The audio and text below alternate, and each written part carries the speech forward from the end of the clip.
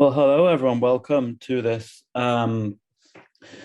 session organised by the University of London between myself, Dr. Jack Webb, and Dr. Yves Hayes de Calaf. The first thing I should tell you all is that this session is going to be recorded. So if you're going to want to ask questions or anything like that, I am, obligated to forewarn you of that. You will be recorded, and we'll put that recording on on the website.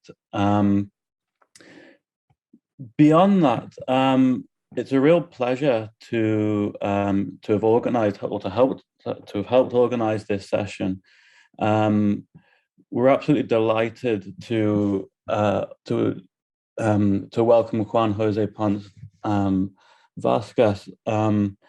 I'm going to, in a moment, hand over to our chair, Dr. Simeonov from Brown University. Before that, I wanted to highlight a couple of things. First of all, we have a really packed schedule for this semester, an absolutely brilliant schedule at that. So I wanted to sort of just talk you through that, and I'll put the link to the chat in a link to our website in the chat. As you can see, other events that we're organising this semester. So after today, on the 22nd of February, we've got James Cantras, who's just released a brilliant book on Black British history. Nothing of this kind in Britain. His paper is called Caribbean Radicalism and Revolutionary Epistemologies Across the 1960s Black Atlantic. That's on 22nd of February. A month later, on the 22nd of March, we've got a similar paper by Ali McGray, Rastafari in Britain and the Geographies of Ethiopianism. And we then have papers later on in the semester as well, after the Easter break.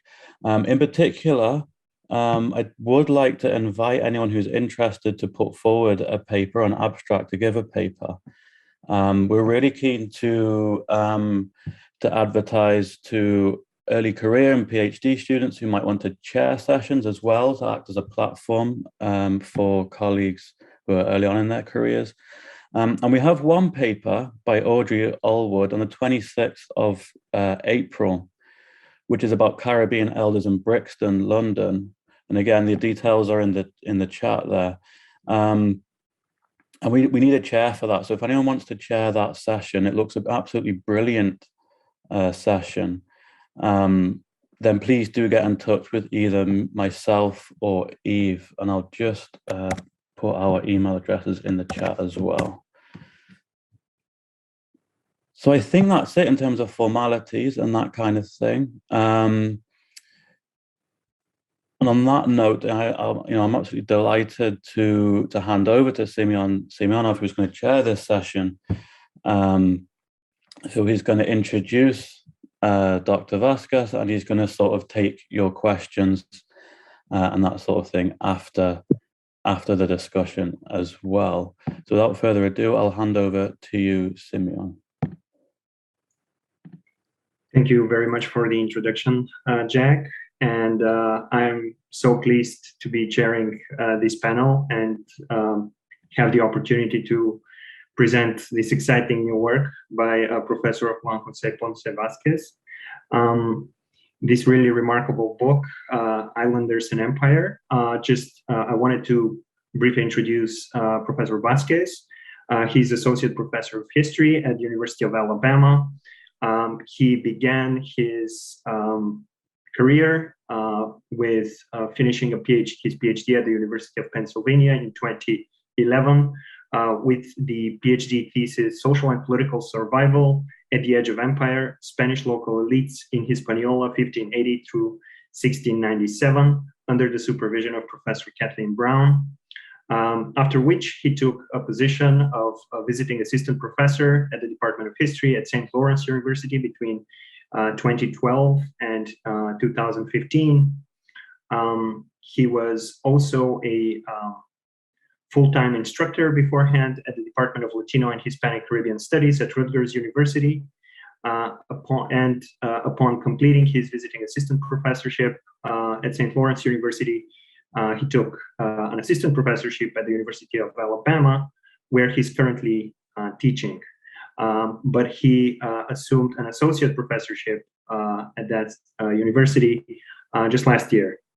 And I just wanted to highlight not only the book that we will be discussing today and that Professor Vasquez will have the opportunity to talk to us about before we open the floor to discussions, but also his article, which came out in Slavery and Abolition, and as I understand, also deals with materials and themes that he discusses in his book, but really looks more closely at the interactions between people of color, enslaved and free, as well as slaveholders in the 17th century, Hispaniola and the greater Caribbean region.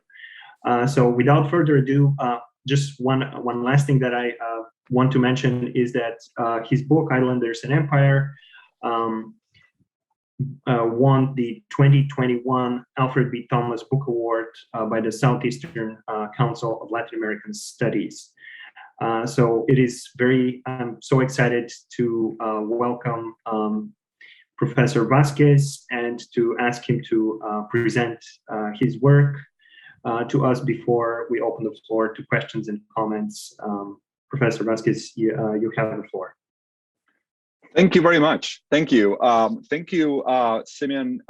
Thank you. I should probably start saying a few thank yous, right? Thank you, Eve Ace the Cloth, for her invitation to be here. I really appreciate you guys making the time to talk about this stuff that I love so much.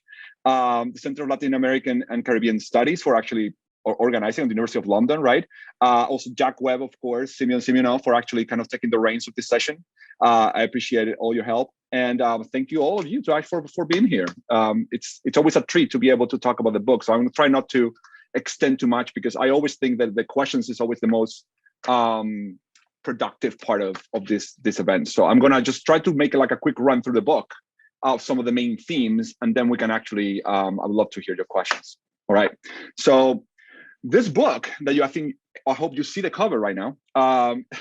This book focuses on the people of Hispaniola and their deep, intimate, and persistent embrace of smuggling, and situates their story at the crossroads of the fields of colonial Latin American, Caribbean, and Atlantic history. There you have Hispaniola, a version of it, a Dutch version of it at least, and you can see also Puerto Rico there in the corner.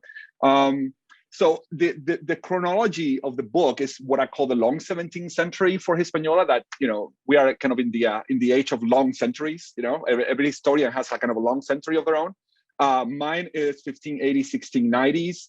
I think that probably could have been different, right? I mean, I have colleagues who actually work with kind of like the end of the War of Spanish Succession, like 1715 as a kind of like the long 17th century. So that is actually, it makes a lot of sense to me, even for Hispaniola. But, knowing kind of the local history of Hispaniola, 1690s really works quite well to kind of cap the book. And it shows kind of the arch in which contraband is going to become like one of the most important elements in the story of the island, right?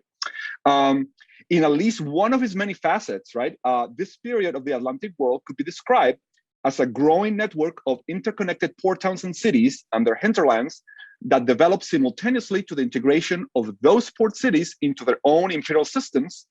And at the same time that this is happening, right, illicit cross-imperial relations became a crucial element in the rise and development of these port cities, especially when their own imperial networks served them poorly. And this is key for my study of Hispaniola, right? The Spanish Empire served it poorly, and I think as a result, also the historiography has served Hispaniola quite poorly. And I think there is a correlation between those because we tend to follow always kind of like in many ways, I think studies always tend to follow empires, and kind of the things that the empire cares about or the state that cares about. And Hispaniola was a place that clearly the crown did not care much about, or it was not a priority for the crown, right? So when you look at actually studies of Hispaniola, normally, in the context of kind of Latin American history, or even the Spanish Caribbean, you can actually extend this to a lot of parts of the Spanish Caribbean. The Caribbean really doesn't count really, or counts very little after 1520s, right? After the discovery, the conquest of Mexico, the Caribbean starts to count very little for the historiography. It becomes kind of a marginal area of study in many degrees. This is changing, of course, but for a long time, this has been true.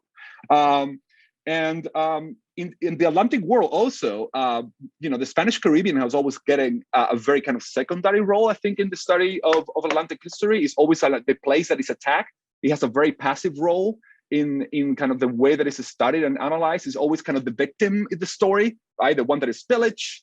But we never actually get to understand what is happening in those islands, right? And the people who live in them. So, this was for me an attempt to kind of get close to the ground and understand what is happening on the other side of those narratives, right? In one place at least, which is Hispaniola. So let me show you the place where a lot of the action happens in the book. Not a lot, all of it, but quite a lot. This is a version, another Dutch version of Santo Domingo. The Dutch were everywhere. This is kind of a not too idealized version of the city, actually. It's actually relatively, you can identify all the spots right there. So let me tell you the thesis of the book, right? So the thesis is that I argue that the inhabitants of the Spanish colony of Hispaniola overcame their peripheral status within the Spanish Empire by embracing the possibilities that the people, networks, and goods that the nascent New Atlantic world provided, right? Elites wove themselves into the fabric of the trade and dominated it as they could. Other residents also made their lives through the trade. By carefully navigating around Spanish imperial monopolistic expectations or simply ignoring them, Hispaniola's residents turned the island into an Atlantic center in its own right. They pursue their short-term and intermediate social and economic goals while also embracing cross-imperial contraband as an economically viable and morally acceptable livelihood for their own personal prosperity. In the process, steeped in the contraband networks that rule the colony, Hispaniola residents transformed the political dynamics that rule the relationship with the Spanish monarchy, giving themselves great control over the decision-making progress of the island, as well as good part of the Spanish Caribbean region. And to think about all this and the role of contraband, obviously, I've had the great help of the historiography. And, I was very lucky that only a couple of years before, as I was working in this book, Jesse Cromwell's book came out, which did a lot of the dirty work that I didn't know how to do. So thank you, Jesse, for actually doing all this work. And this idea, this concept of the moral economy of smuggling that actually Jesse Cromwell kind of coins in his book, it was very useful for me as well, right? So we could kind of define this moral economy of smuggling in the following way, right? Social ethos is a social ethos that at times cuts across race and class, unifying the great majority of society into a communal pact that normalizes the practice and benefits from contraband trade, while maintaining a deeply hierarchical society in which enslaved and free people of color, either willingly or forcibly, participated in the trade, often as cogs within a smuggling machinery controlled by white elites. So the moral economy of smuggling that Jesse Cromwell identifies in 18th century Venezuela is already there in 17th century or even late 16th century Santo Domingo. And I would argue that it's going to become probably one of the most important elements in Caribbean societies as a whole, are going to embrace this moral economy of smuggling to a certain degree. Precisely because of the interconnection that the Caribbean has as this center of global trade and interactions, right?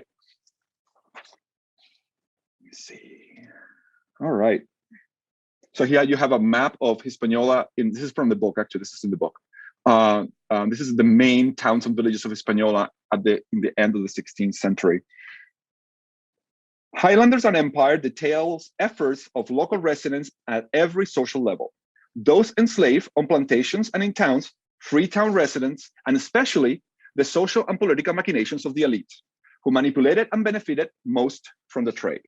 It considers actions of the Spanish state, often ineffectual, sometimes brutal, the considerations of the Catholic Church, the dynamics of local rivalries, and the impact of non-Spanish networks and residents on the island, a factor that only continued to grow throughout the long 17th century. So chapter one of the book is kind of I do a quick run of the history of the island up to 1580s to kind of get the get everybody on, up to speed with kind of the development of the colony. I always say that that's probably kind of the chapter everybody's going to read the most, because, for teaching particularly, because, you don't find these things kind of very often. So like a very compact history of Hispaniola throughout the 16th century can be quite useful. So I go through kind of like the main kind of hits, right? Which is the Columbus Wars against the Taino communities, the gold economy up to the 1520s that is going to appear, particularly with using enslaved Taino enslaved or forced Taino labor, the Spanish migration and massive indigenous death that is going to kind of ensue, the sugar economy and the plantation economy that appears right after 1520s and is decline after the 1570s, and indigenous and African slave trade and resistance, right? So chapter 2 and 3, after that kind of like long pass, chapter 2 or 3 are the ones that actually talk about smuggling. It focuses now on smuggling and the importance of smuggling really in shaping during this time a lot of kind of the economy of the island, right? From 1580s to the turn of the century, contraband had become an intrinsic part of Hispaniola's culture and that of many other parts of the Spanish Caribbean. Many island residents organized their lives around the trade with foreign merchants. They created an alternative marketplace, a parallel system to the one sponsored by the Spanish crown, that peoples from all corners of society, including members of the royal administration and the clergy, participated in and benefited from either knowingly or inadvertently. The easy and cheap access to European commodities prolonged the sense of prosperity and comfort in the day-to-day lives of the island's inhabitants and made the hardships of living in a progressively isolated territory, isolated from the perspective of Spain, of course, not in every other sense. Living in a progressively isolated territory of the Spanish monarchy tolerable, right? And here you have a picture. This is a picture. This is the one on the book. This is the image where the cover of the book comes from. This is the mouth of the River Jaina, which this is actually, what you see here is actually Santo Domingo. This is kind of like a drawing of the walls of Santo Domingo right here. And this is actually the area immediately west of Santo Domingo with the River Jaina, which was an important, contraband area. There was a lot of people from Santo Domingo have like haciendas in this area. A lot of the elites have haciendas and kind of farms and plantations in this area. So there was quick access to that port area near the mouth of the river. On the other hand, this contraband culture raised the suspicions of some authorities and members of the clergy who feared the consequences that such close relations with foreign Protestant traders might have for the economic and spiritual life of the local residents. These concerned observers made no distinction between French or English merchants. They were all seen as a threat to the economy of the island and the faith of the residents, right? So the language of the documents is actually, there's always a fear of contagion, right? The Reformation kind of is having a real impact also in Hispaniola, the way that these foreign merchants are perceived. So there is always a fear that prolonged contact with these foreigners is gonna lead to the island to be lost to the true faith, right? Chapter 2 reveals the complete inability of the Spanish bureaucracy to curb illicit trading. Local judges rarely manage to catch smugglers and make an example out of them. Special prosecutors sent from Spain encounter increasing resistance and a hostile environment to carrying out their mission in Hispaniola, and their convictions were often ignored. All attempts by the crown to curb the contraband trade failed, and by the early 17th century, Hispaniola was firmly established as one of the most important contraband centers in the Caribbean. And here is where actually comes the crown's reaction to that.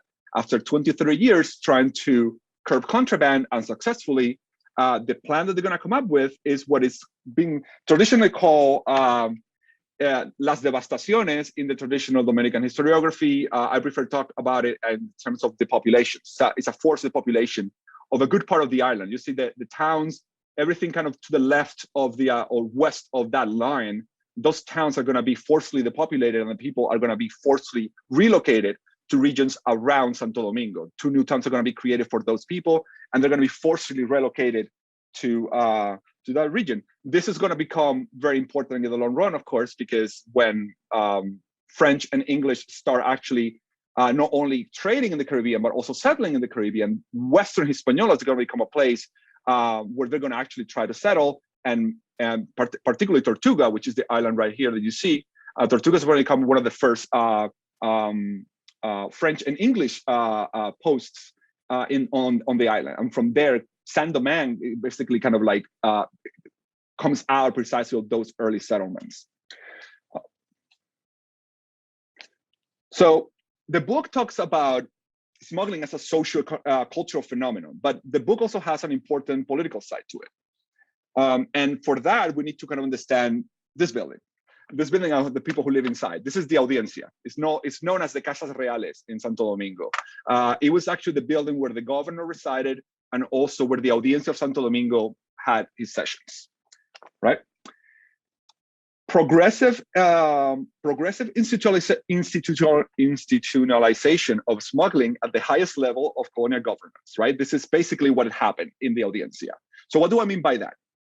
Throughout the 17th century, Hispaniola elites accumulated influence as smugglers permitted them to exert increasingly tight control over the reins of all local institutions. This local control not only allowed them to practice their illicit dealings without being prosecuted or punished for their action, but gave them an outside influence in the Audiencia of Santo Domingo. Local leverage over the machinery of power within the Audiencia allowed them to turn to establish mutually beneficial connections with other renowned Caribbean smuggling regions, such as Venezuela and New Granada. They did this with almost complete impunity, while using the royal treasury to finance their illicit dealings. So how did they do this? So the process is going to start almost immediately after the depopulations, or during the depopulations actually, in which at the same time, the Spanish crown is going to start selling local offices. The offices of regidores are going to become up for grabs to the best bidder.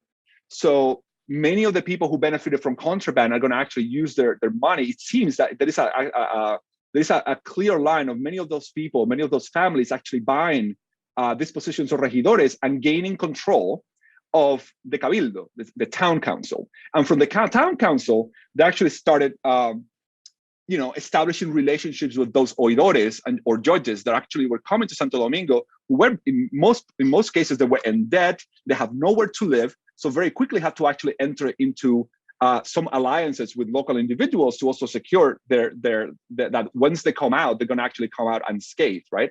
So all these things are going to allow these elites from the town council, from the cabildo, to take control of the machinery of power within the Audiencia. The marginal space that Hispaniola occupied in the minds of the Spanish bureaucrats in Madrid gave local people great latitude to mold imperial rule to their own ends, embracing what was useful of their own socioeconomic prosperity, absorbing institutional power, and disregarding some of the most onerous aspects of colonial governance. From all the residents of the island of Hispaniola, no one managed to take advantage of the island institutions better than Rodrigo Pimentel.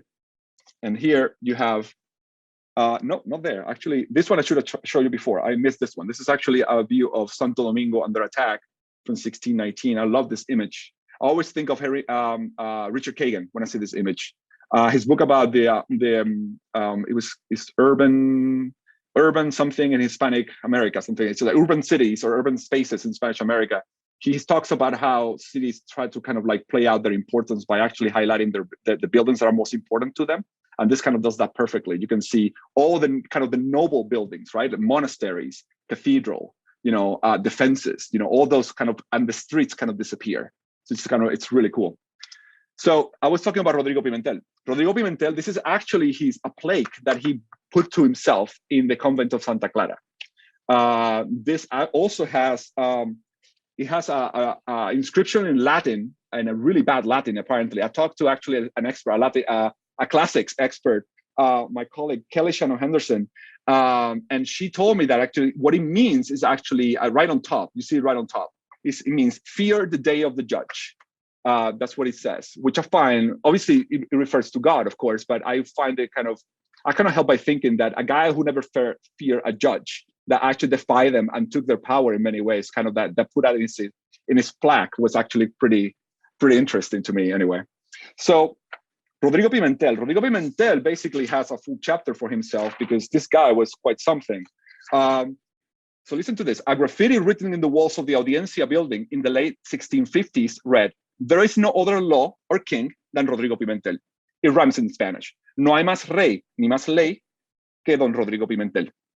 During his long political life from the 1630s to his death in the 1680s, Pimentel held at times an unparalleled control of most, if not all, corporate bodies of Santo Domingo, including the city's cabildo, the secular church, part of the regular church, and the audiencia. So in chapter 5, I delved into the public life of Rodrigo Pimentel, a member of the local elites who rose over his peers in wealth and influence to become a master manipulator of local institutions, as well as the head of a renowned smuggling operation with contacts across the Caribbean.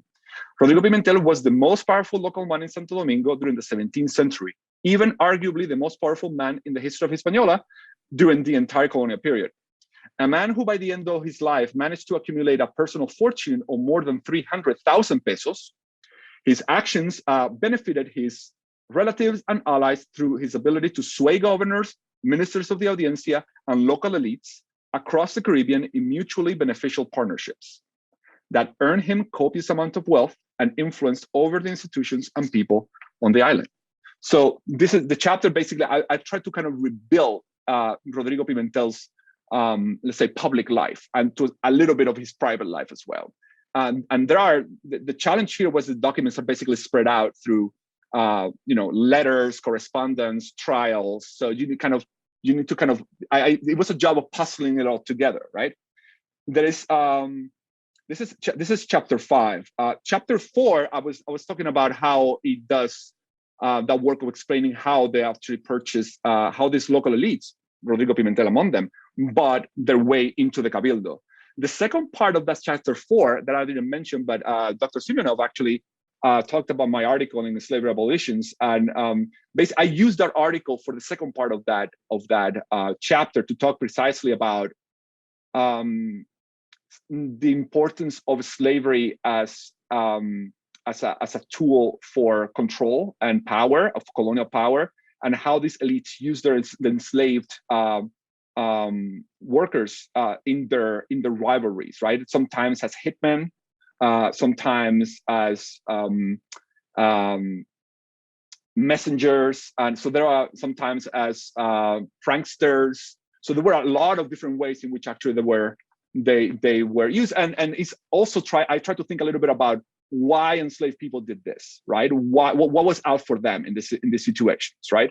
So that's kind of like, and I'm obviously in that part, I'm thinking a lot about Sherwin Bryan and his book about colonial Quito, because there is where he actually advanced this idea that slavery is not adjacent to colonial rule, but it's really at the center of colonial rule, right? And in many ways, I think this half chapter talks a lot about that.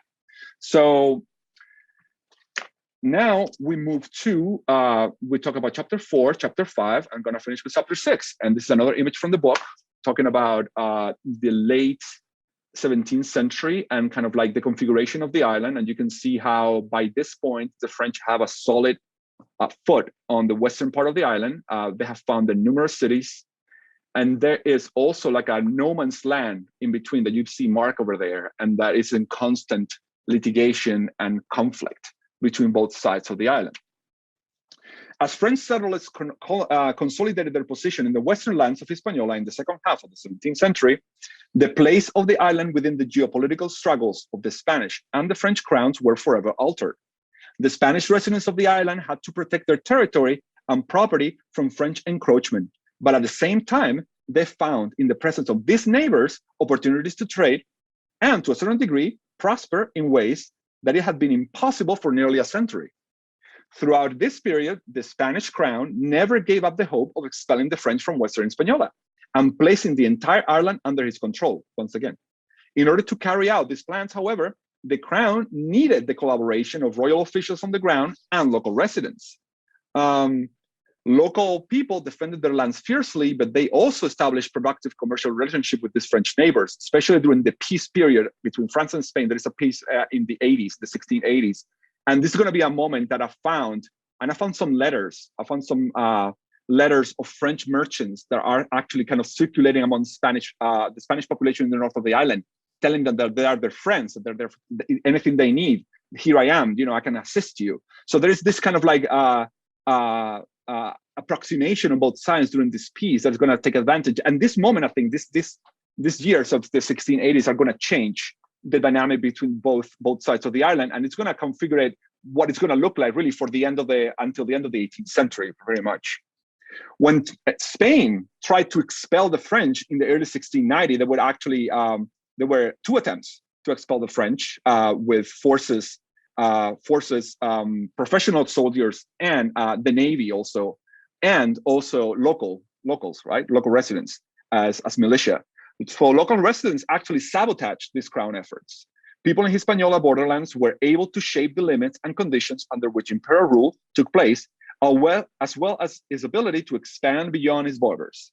So it is really, this is kind of the last big attempt, 1690s, right, of the century, because by 1697 in the Treaty of Ryswick is when, at least formally, Spain is going to recognize possession, the sovereignty of France on the western line of the island.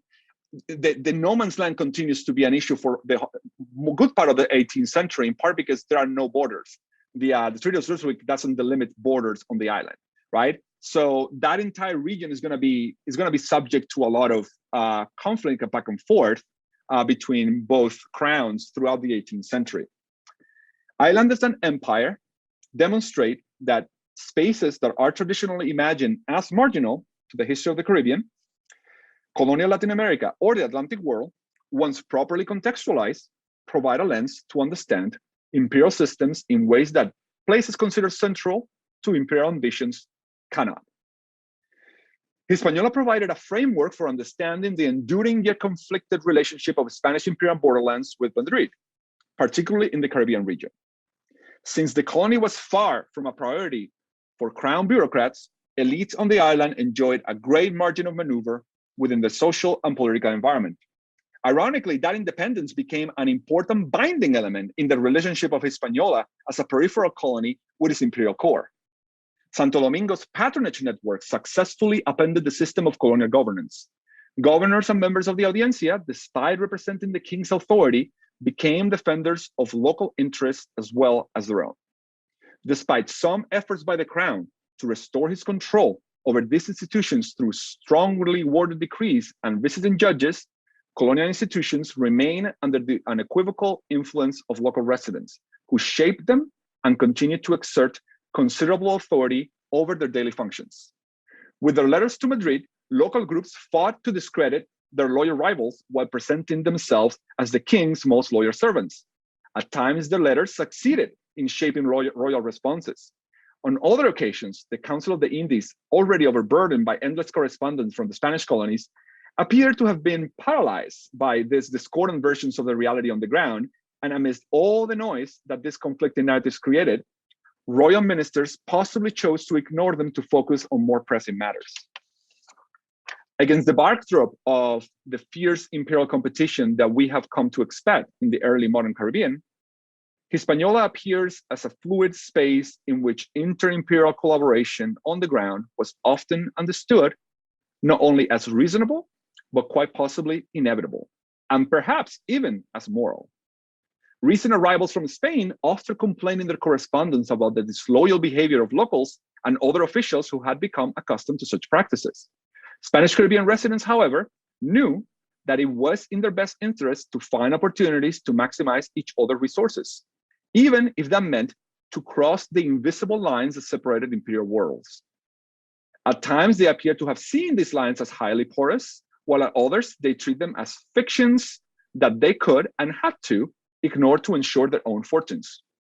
At the end of the day, smuggling may have been against the laws of the realm, but it contributed to the survival and prosperity of Hispaniola and other Caribbean colonies that kept the imperial dreams of European kings alive.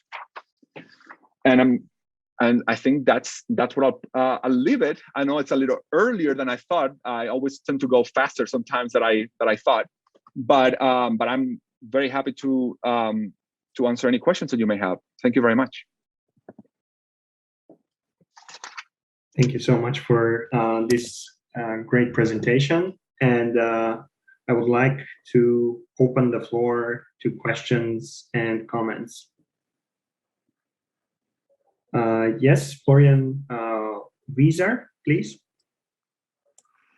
Yes, thank you, and thank you for this presentation. It got me thinking about your book again, on which I must congratulate you.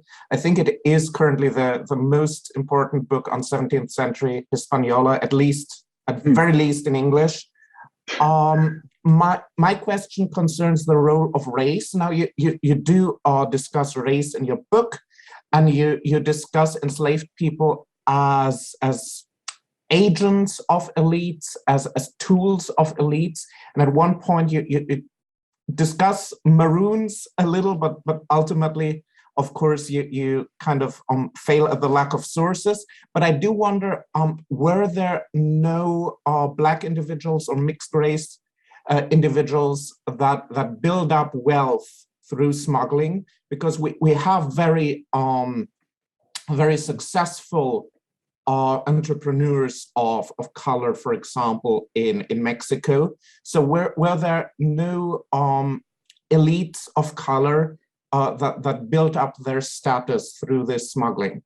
Yeah, thank you. Thank you for your question. I appreciate the kind words. You know, it's funny how, you know, I think, you know, being kind of, there's not a lot published in 17th century Hispaniola, right? So, you know, I knew that I was actually feeling like a gap there. So that was intentional. I hope that doesn't make the compliment sound hollow. Not at all. I truly appreciate it. Thank you very much. But no, going to your question, I think they appear at moments in the book. I mentioned them briefly here, and they're individuals who are definitely prospering or benefiting from the contraband trade. But the moment that actually I find them in the sources, right, is when actually the white elites are trying to suppress them, right? So there are moments, in many ways, that the populations, the chapter about the depopulations, the leader of the population is somebody who is identified as a mulatto. He's the leader of the opposition to the depopulations, right? So there is definitely people benefiting. And obviously, when the depopulations happened, the narrative of the elites is that actually that they were not doing contraband. The contraband was actually the blacks and mulattoes, the one who were doing the contraband. Those are the bad guys, right? To me, it seems clear that actually in particularly in the north of the island and the west, there were opportunities for trade for a lot of different people, not only the white elites. The white elites are the ones that appear more in the sources, right? The same can be said about the kind of the other side of the book, the 1680s, 90s, right? There are moments in which you can see I think there is a couple of brothers that appear in the book, or there is one man who is also identified as a mulatto, and at some point they say that in his ranch, I think there are like 800 heads of cattle that are about to kind of go to Western Hispaniola, right? So there are individuals who are clearly benefiting, non-white individuals who are benefiting from the trade, but they don't appear in the sources, or they only appear in the moments that actually, white elites are trying to suppress them, right? And of course, to talk about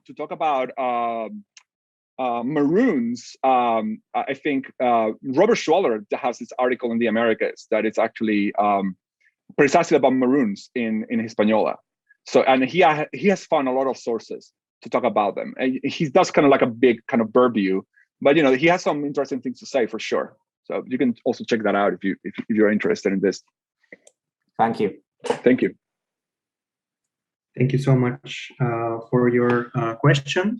And I would like to ask Lisette Acosta Corniel to also ask her question to Juan José. Hi, Lisette. Buenos dias, Juanjo. Buenos dias, everyone. Good morning. I am going to second briefly Florian's comment in relation to the importance of the book in regards to having its focus on Hispaniola. And for what it's worth, to give the book more credit, the fact that I think this might be the only book in English that discusses Santo Domingo. And I'm being specific and saying Santo Domingo, and I know, Juanjo, that the title of the book is Hispaniola.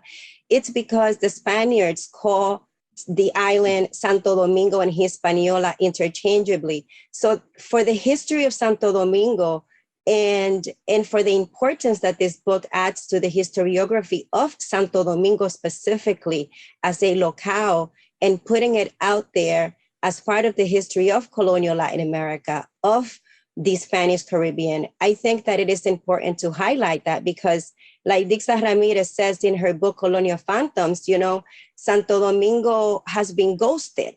And I'm being specific by saying Santo Domingo because many times when we think of Hispaniola, we have to include, or mentally we include Saint-Domingue, right? But you do it beautifully because the book is about Santo Domingo, yet you still highlight the relationship that Santo Domingo has with the border as it developed through this smuggling economy. And I think that is fantastic and such a great contribution for people to understand this process on how Santo Domingo became to be what he did in the other centuries. So I want to thank you for that. Because it's been very useful for me. And one of the other things that I would like to point out and thank you about is the fact that you said we don't really get to understand the people. And while, yes, in the past decades, we have had all of these contributions about Colonial Santo Domingo. Well, for one, I already said it, like we didn't have a whole book. Yes, we had one chapter and one article here and there, including myself, you know, actually. But the fact that these historiographies have followed empires and they haven't followed the people. And there were times when I was reading and I laughed because it felt like gossip. You know, I felt like I was reading about what people were doing today, maybe in the neighborhood of San Carlos in Santo Domingo, which now is adjacent to the colonial zone. But the other thing that I want to, and this is going back to Florian's, is the fact that you also include the presence of free and enslaved Africans in Santo Domingo, which for the historiography is like, okay, were they there? You know, like, why aren't people just jumping all over this when Santo Domingo was the first port of entry for the transatlantic slave trade? And now to my question, which actually comes through a third party, and it comes from high school students, Juanjo, and wow, teachers. okay. Yeah, and teachers. I'm collaborating with the New York City Department of Education, and I use your book as a reference, and they want to know, because I did mention that some of the items being smuggled were textiles, enslaved Africans, hides, and tallow. And apparently smuggling became an interesting topic for the students. And they want to know, did you come across any other specific items that people in the city were interested in bringing in or exchanging? Yeah. That's a question they had. Excellent. Thank you. Okay. Well, thank you so much for that. I really appreciate it. I when I set out to do this, I really wanted, in some ways, actually, I think the book kind of like mirrors, obviously, what I find interesting about social history, which is kind of trying to really get at the people's lives. And the gossip is great, of course. That's kind of the best part of actually doing a book like this, right? I really wanted to be on the ground. And I know, it's funny, I kind of like added a disclaimer in the introduction, because I knew that I was going to get some pushback, because I think we are at a time, particularly kind of in the historiographical world that I move on, right? And this kind of like in the United States, where Atlantic history is obviously so important, that I was staying on the island. Every time that I find like a connection, I don't follow it. If I know that some guy went to London to find some kind of commensurate contacts, but I'm not going to London. That is, to me, that is really cool, and it's very important, I think. But that's not for this project, right? This project, I want to just stay in Santo Domingo and see how those connections point out where they're going while staying on the island, staying on the ground. That for me was very important, and center Santo Domingo in this narrative, right? So that was, to me, very important. I'll never be happy about how much I talk about people of color in this book. I thought that actually I'm always kind of like hitting myself because I didn't do enough in that score. Then I look at the index, and the index makes me feel good about it, because the index, by the way, is kind of like a work of art. I'm so amazed by what these guys did with the index. But you can actually see Africans, and there is a good representation about them in the book, right? But I would always want to actually do more. and talk more about them. So I am actively working on that direction, hopefully. So let's see what happens. Your question. Things that people want on the island. They want some food products. So this is typical Spanish. They want wine, right? They want flour. And this is actually often, these are products from contraband sometimes. Sometimes they come, the wine tends to come from Madeira or from the Canary Islands. The flour sometimes comes from Spain, but most of the time actually comes from Venezuela, which is becoming kind of like a flour producing region that then exports to other parts of the Caribbean. We talk about textiles, but hats, belts, you know, anything that has to do with actually dressing, you know, any elements of that provide certain distinction and wealth to actually people.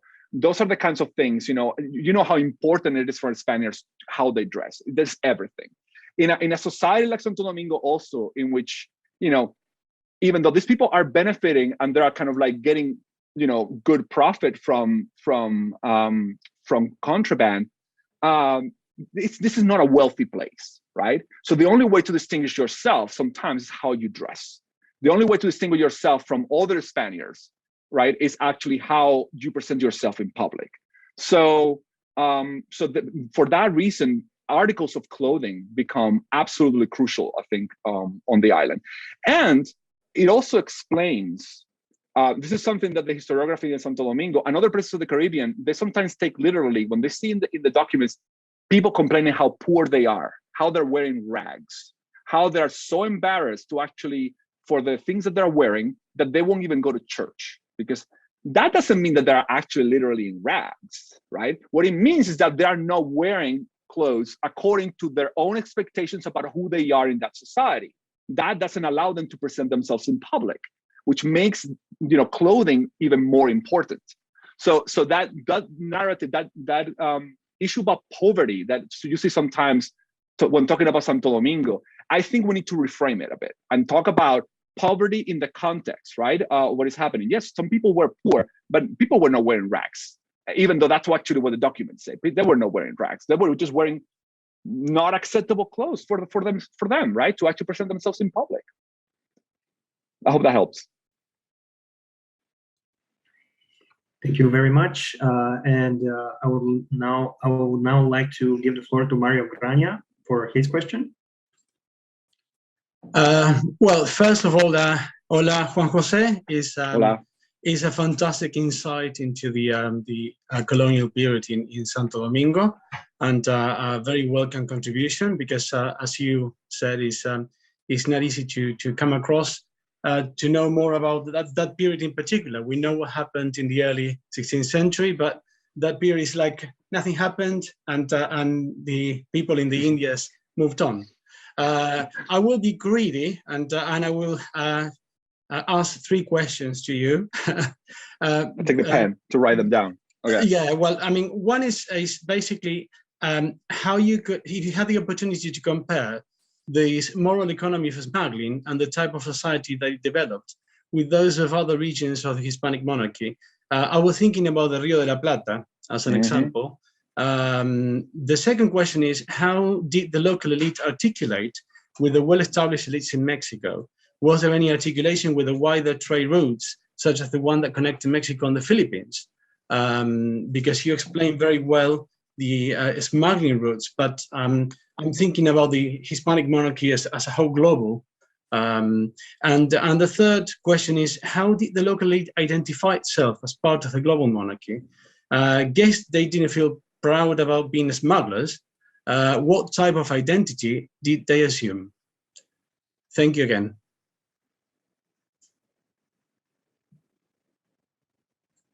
Sorry, I'm writing down stuff. Okay, thank you for your questions. Okay, moral economy of smuggling. When I think about this, in some ways, I thought a little bit about Rio de la Plata, of course. I thought about a lot of Zacarias Motuoquia's work, and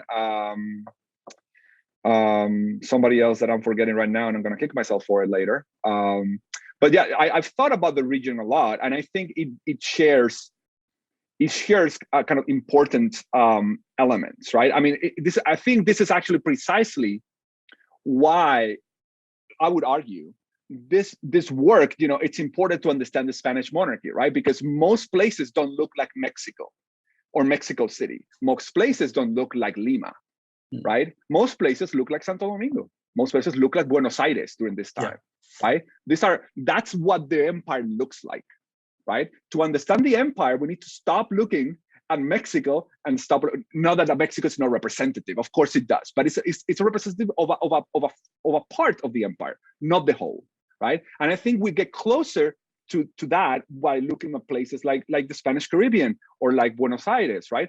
I think in many ways, in these places that are like hot spots of trade, probably we can expand this idea of the moral economy of smuggling. They might not be proud of it, but this is the way they justify it to themselves and to others, right? And I think there's like an abanico of possibilities, right? There's this kind of a wide array of possibilities here. There are the people who are embarrassed about it, and they do it because they have to. There are those who kind of lie to themselves about the reason why they do it. For example, there are those who are proud to do it, right? I have in chapter 2 there is actually this smuggler, right, that attacks a judge, and he says that the King of Spain doesn't rule here; we rule here, right? So there is also these are articulations of also kind of like political thinking. It's not only economics, right? They're actually presenting themselves as actually kind of they are the lords of this land. The king is not the lord of this land. I am the lord of this land. We are as collective, right? Yeah. So they're also defining. So for some individuals, they are defining how they see themselves vis-a-vis Madrid, right? And they probably feel that the empire has forgotten them, and therefore, they can forget the empire as well. They don't care by the rules of the empire because the empire doesn't care for them, right? So I think there is a wide spectrum of possibilities here, and in all of them, I think to a smaller or bigger degree, I think the moral economy of smuggling, I think, plays a part. I think, okay. Now, wider trade networks. I haven't encountered direct kind of trade networks, for example, to Asia. Although there are moments I found, for example, governors who actually spent a good part of their situado, the money that actually they had to spend on the administration, they spent a good part on China, from China, right? So they probably came from Acapulco through Mexico, right? But they spent a chunk of money on getting their hands on China from the Philippines and beyond. There are instances of actually local people of Hispaniola making their way to London and other kind of like centers of commerce and establishing some sort of kind of commercial relationship to then come back, right? So there are some of that. There is some of that. It's not. This is kind of one of those things that would definitely benefit from this kind of Atlantic approach that was actually mentioned before. And for this, normally you would have to do research on those places actually to understand how far they go, right? I didn't do that. My research was mostly focused on the Archivo de Indias, right? Which has so much, right? That we have never read or we've never seen or hasn't been read in 40 years. Right, so there is still a lot to discover there. So I didn't actually feel the need to kind of like, go to every archive under the land. Also, I couldn't afford it. And you tell somebody that you're working on Hispaniola to get a scholarship, back then, and just say, that's not important. Who cares about it either, right? So it's. I think I tried to do it because it was what I could do, and also because I was interested in kind of digging down and not explore those things kind of all the way to the end. And as for, I think the third one, I might have answered to it a little bit with the first one, maybe. In a bit, yes. I mean, how they sell themselves as a base in the island. I mean, most elites. Yeah. In Mexico, they say we are the eldest. I mean, we've been here for a very long time. In Charcas, we are the wealthiest. And, and we're defending the borders. And you guys, what do you do for the monarchy? And the people in Santo Domingo would actually say that those in Mexico are liars, that they were the first ones, right? They were actually the first ones, and they are always very happy to remind the king. This is kind of like the metaphor is always the same one in the Caribbean. They used to, the people in Puerto Rico used it, the people in Havana used it, the people in Santo Domingo. They're the key to the Indies, right? That's the expression, la llave de las Indias. And it's kind of like the most common expression. Everybody's the key. Everybody has a key, right? So the key of the Indies, the oldest colony, and obviously the documents that you read from local people is a constant posturing, right? The work of the historian here is actually kind of dismount the posturing and try to understand what is behind it, right? But they always present themselves as the most loyal subjects, and how they are doing everything they can, but it's the guy next door. That's the guy who you have to worry about, right? So decoding all that is the real work that we have to do. Yeah. Thank you very much. Fantastic. Thank you. Thank you. Thank you very much for the question. And I would now like to give the floor to Eve Hayes de Calaf. Hi, so just first of all, I'd like to say mil gracias por tu presencia. Genial. I'm really, really happy that we invited you today as part of this seminar series. And I just wanted to echo what Lizette said. I've actually got the book here, and I was reading it over Christmas, and it's just such a necessary and well, not just necessary, but also vibrant body of work. It really comes to life, and it's going to be for those of us who work on or those of us who work on the island. I'm not always sure I use the term Hispaniola, which is maybe a debate for another day, but for those of us who work in the region, this is it's such a seminal piece of work. I'm just so grateful to you. So I'm kind of going to go off piste a little bit, because I wanted to ask you about your journey, because there's so much uncovering and detective work and kind of removing of it's such a difficult project to do, and I just wanted to recognize that. See, it's not easy what you've done at all. So how on earth, first of all, did you become interested in framing the project the way that you did? How did you overcome the challenges of, for example, that you've already talked about a little bit in response to the earlier question we had, but in terms of just looking at the archives and trying to break that down, because that is mammoth. That is an absolute, that some people have worked their whole lifetime and not come really close to what you've produced here. So I was really interested in kind of your journey and in that sense. And another couple of things. I just wondered if you could elaborate a little bit about the functioning of the audiencia, because I know you mention it multiple times. It's a central theme really in your book, but really about how that functioned and why that was so central in terms of its role in Santo Domingo, but then how that was linked really to the region. I think that would be helpful for those of us here today to kind of talk about that. And the other thing is, I really I know you're a historian. I know I work on the contemporary Dominican Republic, but how do you think then this legacy and this story of smuggling and this kind of negotiating and this culture that emerged really from that past translate into the modern day? Have you ever thought about that, and have you thought about kind of how that is talked about on the island now today? So those were some of the thoughts that I had and some questions I had. So thank you very much. Thank you very much for those questions. These are great. Okay, let me start with the first one, I guess. Let's go in order. I sometimes think that the only reason why I was able to actually write this book is because I am from Sevilla. I think this is no mystery. I am from Sevilla.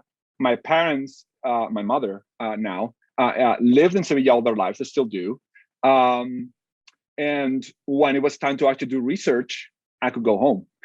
I could go home and live in my parents' house, which is something that most historians, you don't have the Archivo de Indias 45 minutes from your house. I did, right? And I could actually just, I was there for 2 years. 2 years. So every day. So, it was a matter of kind of hitting the archives every day, and I was religious about it. So to me, the way that I really wanted to work on a project about the Caribbean. I really wanted to do the Caribbean. And when looking actually at the historiography, I realized that,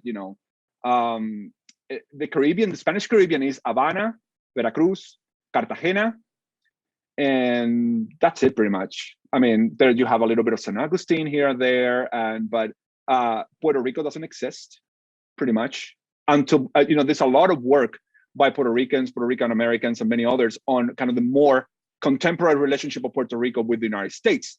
But, going back to the 16th, 17th century, there is not a lot, Francisco Moscoso and some other kind of like expert, but there is not a lot of people working on it. And Hispaniola was arguably, even worse. I knew that nobody, I thought nobody actually in the United States was working on Hispaniola, and I was almost right.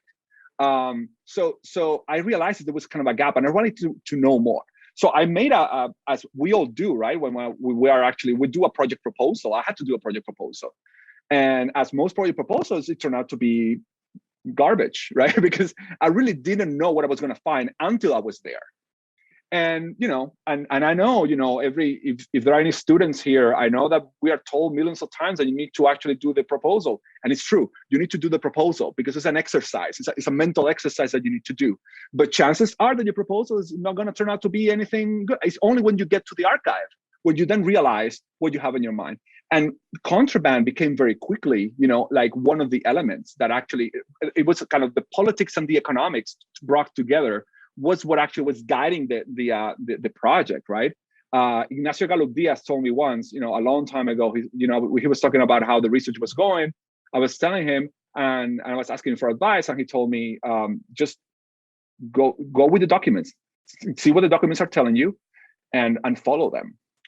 And it was a little, to me back then, it was probably it seemed a little like difficult to decode what he really means, but after a while it kind of became clear that this is kind of the path to follow, right? So that was how this project came to be. I really, Santo Domingo became that place that nobody knew very well about, particularly this century, the 17th century in particular, because there have been quite a lot of people working in the 16th century, and there's an active group of scholars both in the past and in the present working on the 18th century. The 17th century is completely forgotten. It's a century of La Miseria, as they call that famous book, which is a great book in many ways. It's a book of poverty and death, and so it was interesting to try to kind of like turn that around and see how the people really actually kind of like lived during this time. That was my goal, right? As for the audiencia is obviously the first audiencia it was the first audiencia actually created in the New World. And his functions are gonna kind of be reduced with time as other audiencias are created, and also, but for the most part, the audiencia was in charge. It's a court of appeals. An audiencia is a court of appeals, right? Where there are like normally like about 4 judges, a fiscal, which is the guy who kind of make accusations, who defend, kind of in the name of the king, so for some wrongdoing somewhere. And then you have the governor who is president of the audiencia. So he's the tiebreaker in case of a tie, I think it is. So it depends on the audiencia. Now, sometimes there are 3, sometimes 4, sometimes 5, but he's basically the governor is the governor is the tiebreaker.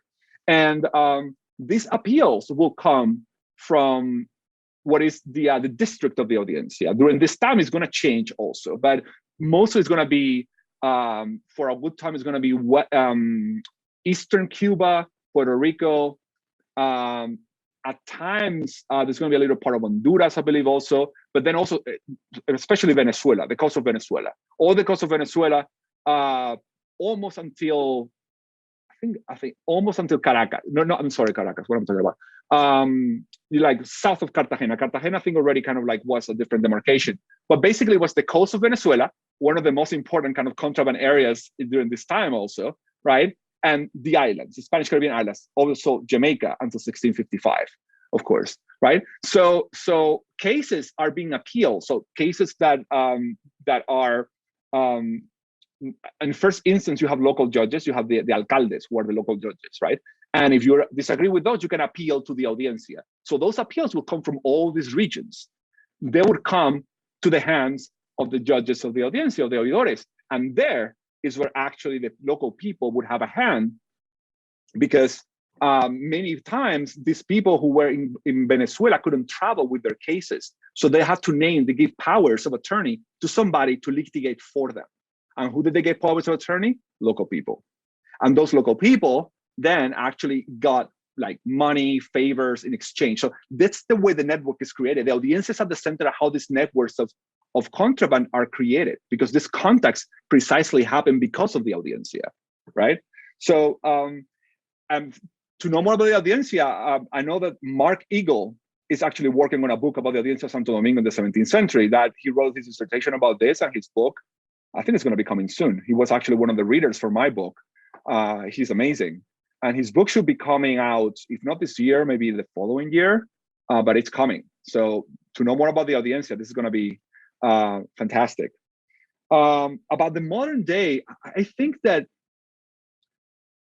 I just think that kind of this moral economy of smuggling has an impact in kind of like demarcating kind of the relationship of individuals with power, with institutions of power, right? Institutions, and I think it created that moral economy of smuggling to a certain degree. It tells you that the institutions are, let's see how I put this. I think that individuals can actually act on the institutions, and the people in the institutions are up for grabs to a certain degree. So that the relationship between kind of like bureaucrats and individuals sometimes, I think the spheres of power and government, sometimes are so permeable in the Caribbean and in the Dominican Republic, in part because of this, I think. Where contraband, I think it kind of weakened kind of somehow the ability of governments to actually kind of like institute like a control. I mean, contraband is still a huge deal in Santo Domingo, in through Haiti mostly for a long time, but it continues to be a big deal, right? So this, in some ways, what it starts in the 17th century continues pretty much still to today in some ways, right? And not only in Santo Domingo. This is not something about Dominican Republic. This is about the Caribbean. This is about how Caribbean people live and survive, which is the problem, right? Because they are all, they're subjects of this kind of like one of the most kind of terrible kind of colonizing forces, right, of their time. So this is a mechanism of survival in many cases for people across the Caribbean, and it still is. In some ways, still is. Thank you for this great interchange. And now I would like to give the floor to Jeremy Land for a question. Hi, thanks for your talk. Greetings from Helsinki. It's a little colder, I think, than where you are. So we have an ice rink outside, so just in case.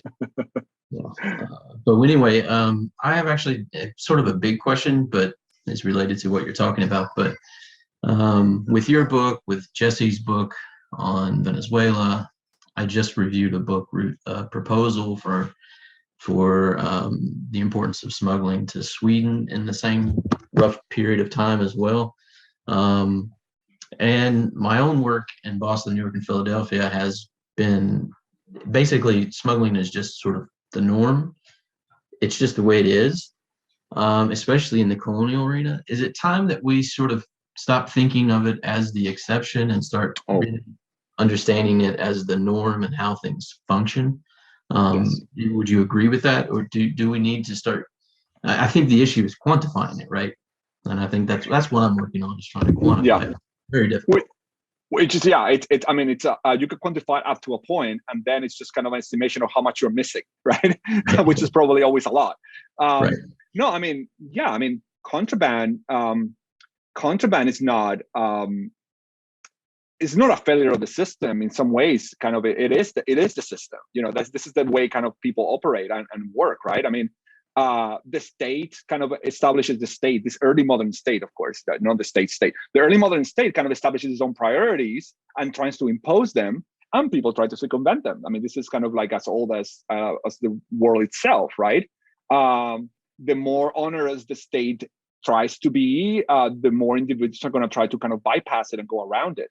So I was in Madrid for a conference in December, and there was this scholar from the University of Murcia that I was talking about smuggling also, and he said, smuggling is everywhere. In Murcia, which is University Murcia, smuggling is everywhere. It's happening everywhere. So what he was trying to tell me is that if it's everywhere, then what is different then about the Caribbean? If it's happening also in Spain, if it's happening in Sweden, for example, right? If it's happening everywhere, then what is it, right?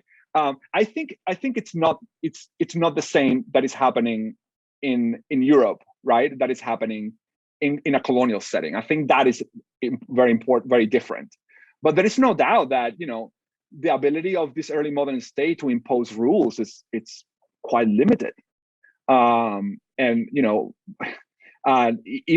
if the states today are unable to actually stop it, completely, the early modern state has, no way to go, right? So it is part of the system. It is part of the way the things work. It's not so much, and it's part of the calculation, right? I mean, we're talking about a patrimonial state. Institutions don't exist in the same way that 19th century institutions exist. The institutions are relationships between people. It's not a building where people go to work. It's not actually, something that works on its own and you exchange, you exchange a bureaucrat for another one and the institution continues. The institution collapses without those relationships that are forging the institution, right? So everybody serves somebody and you have somebody who serves you. And you look after the people who serve you and you hope to have somebody who looks after you. Right? So in that context of how the state operates, right, this early modern state, in some ways, contraband is just kind of like a way to pay favors back in a certain degree, right? A way to kind of maintain your people, right? So it's intrinsic to the way people operate and how they justify it, because obviously at the same time, the state is trying to impose its own narrative, right? With the help of the church. This is illicit, this goes against God, this, how do you justify that? Right? How do people on the ground justify the fact that they're going against the church, allegedly, they're going against the king? How do they actually, so these are forces that are constantly struggling, right? I think, to a certain degree. Thank you. I have a lot to say about state capacity in this early period. I mean, my whole project I get paid with is about state capacity. So awesome. Yeah, so I totally understand this, and I appreciate. I would love to chat with you more about this later, but not here. Thanks, Kev. Thank you for the question. And now, if you allow me, I just wanted to chime in a little bit as well. As someone who is actually more interested, or whose focus is on the age of revolutions, but is very much interested in the 17th century as an overlooked century in scholarship. Also, obviously Hispaniola, and thinking about smuggling as well. So you are, in a way, I think, shedding more light on three aspects: smuggling, which is anybody who has worked on the archives in Seville knows that this is a topic that is perhaps one of the most common topics across the archive, yet actually lacks the scholarly attention that many other topics have attracted. On the other hand, as you lay out in the book so beautifully, we have overlooked specifically Santo Domingo, which is important in the earliest stages of European colonization, and becomes also important in the later, especially in the age of revolutions, when Haiti and Santo Domingo are clashing about the outcome of revolutions. And then on the third hand, as you also pay attention to the world, the Caribbean world beyond the plantation. So the plantations are important. You certainly have some material on plantations and how the changes, for example, the depopulations of the early 1600s affect plantations. But you're also interested in kind of the broader picture. So in that way, I think your work also aligns with not just what Jesse Cromwell is doing, but also what David Wheat is doing in terms of thinking about settlement and thinking about actually what is the majority of the population. We're talking about it's people of color. They're living in the middle of the island. They're populating all these places that are being depopulated through smuggling. So I guess my general question to you would be, this is obviously making a huge intervention in the historiography. So if you are a historian of Latin America or even the Atlantic world, and if you take this book, does that change the way that we look at the periods before? So does that change the way that we look at the 16th century? Does that change the way in which we look at, for example, the age of revolutions? Does that, in a way, change kind of the genealogy of kind of this broader span of history, which is perhaps unfair because I know how tentative your work is to Hispaniola and Santo Domingo as a place. But then the other question that I have is kind of, why is actually Spain so obsessed with smuggling? Because I think if as we see from the records, it is becoming kind of more and more normalized. And you just really had this fascinating formulation of the progressive institutionalization of smuggling. Why does smuggling continue to preoccupy? And in a way, it's actually almost even against the kind of change over time narrative, because smuggling continues to be a huge issue that on smuggling hinge entire governorships and economic and political relationships. So I would just if you could speak a little bit to those two. So the kind of what changes if we kind of insert this new piece of the puzzle of Latin American history, and then how do we account for smuggling's enduring actually importance in history over the time period? I think I'll give you an example. It almost doesn't matter. It almost doesn't matter what book you pick. If you go to a library full of textbooks about history of the Atlantic world or history of Latin America, almost none of them actually talks about the Spanish Caribbean in the 17th century. It's not there. I mean, they probably have a sentence. They probably have a paragraph.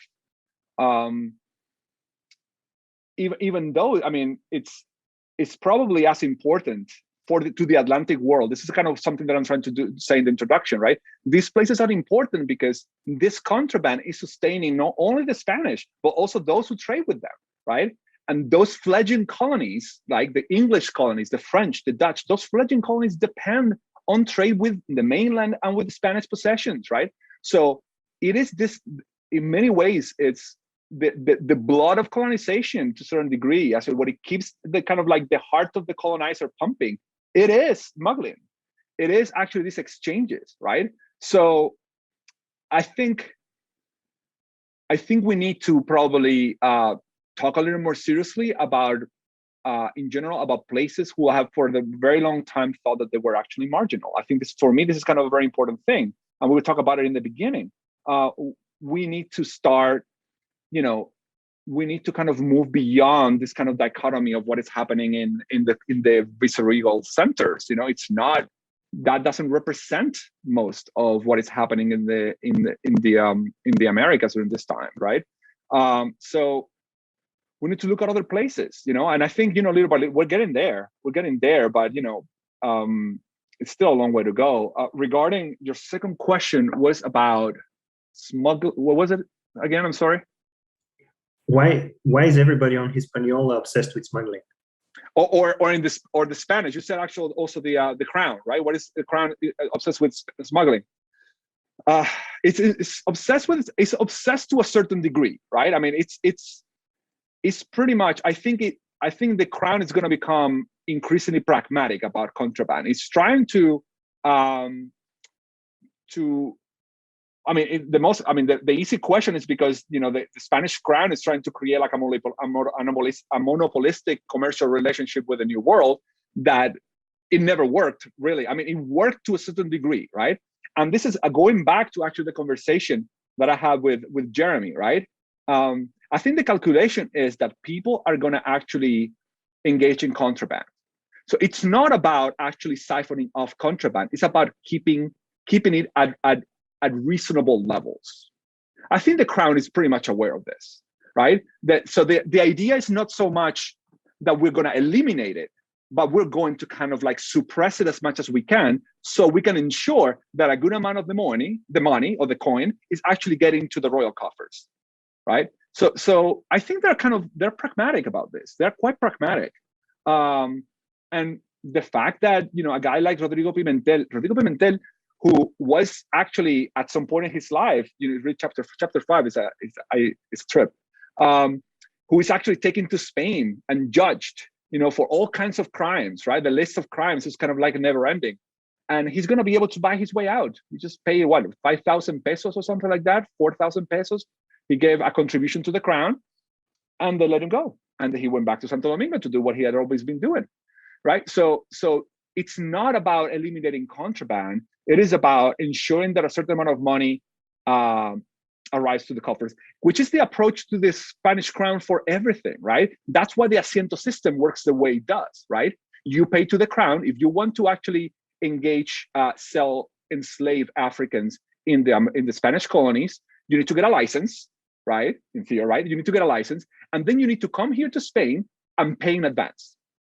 You pay in advance the slaves that you're going to introduce in the Americas. So the crown ensures that you get the money, right? And then obviously they're going to introduce more slaves, so they're going to actually use contraband. Obviously now the merchant is kind of on the negative, on the red, right? So what does he do? Then now he introduces contraband or introduces more enslaved people into the colonies. So it's acknowledged. I think the early modern empires, and the Spanish in particular, they know that it's happening. They know they can't stop it, and they just need to keep pushing it down as much as they can. I hope that answered your question. Yeah, yes, it did, and marvelously so. As someone who is working really on the edge of revolutions, I have studied these documents from Haiti and from Santo Domingo, and I have always been struck about, actually during the revolution, of how certain revolutionaries, I have certainly not looked at all documents, but certain revolutionaries from Haiti actually even dispute how economically prosperous the eastern 2/3 of the island is. So for me, it just seems so strange that this kind of divergence that happens in both parts, that is not entirely foreseeable actually in this early point. So for me, this does add a really important piece to the puzzle, but it also raises many new questions. Yeah, of course. I would just Thank you. I would just want to ask for some final questions or comments. We have five more minutes for those of you who want to chime in.